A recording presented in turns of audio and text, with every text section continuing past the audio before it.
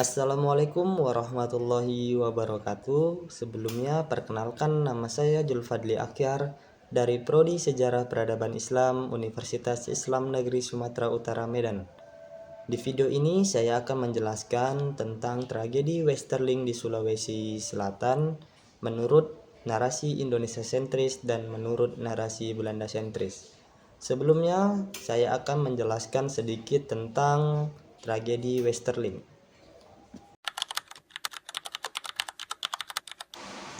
Setelah kemerdekaan 1945, banyak wilayah di Indonesia yang mengalami kekacauan akibat konflik politik, sosial, dan sisa perang.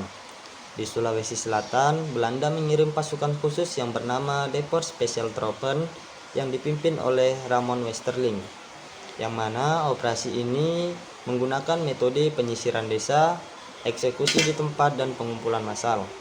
Operasi ini berlangsung dari Desember 1946 hingga Februari 1947, yang mana peristiwa ini menjadi salah satu peristiwa sejarah yang kelam bagi negara kita.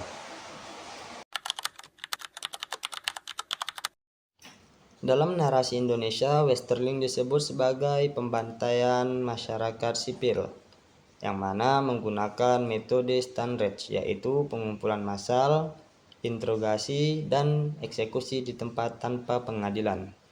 Penduduk-penduduk dikumpulkan lalu dipisahkan antara yang dituduh dan yang tidak, dan bahkan banyak yang dieksekusi langsung di tempat. Menurut sumber-sumber Indonesia, korban mencapai puluhan ribu jiwa, dan sebagian besar adalah masyarakat biasa yang tidak terlibat konflik.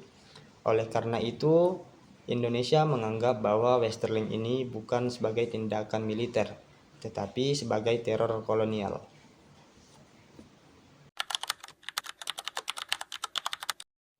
Dalam narasi Belanda, operasi Westerling disebut sebagai operasi pemulihan ketertiban dan keamanan, yang mana menurut mereka pada saat itu Sulawesi Selatan dipenuhi oleh kelompok kriminal, perampokan, dan pembunuhan.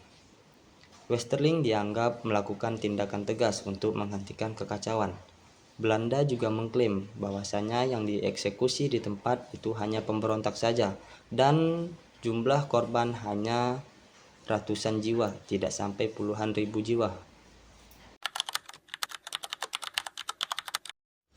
Dalam narasi Indonesia melihatnya itu sebagai sebuah pembantaian, yang mana banyak korban berasal dari masyarakat sipil dan jumlahnya juga sangat besar, dan dilakukan tanpa prosedur hukum. Sementara dalam narasi Belanda dilihat sebagai tindakan keamanan yang dianggap sah dalam kondisi kacau pasca perang.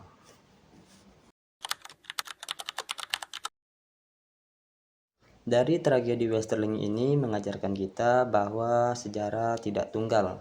Sejarah bisa sangat berbeda tergantung siapa yang menceritakannya.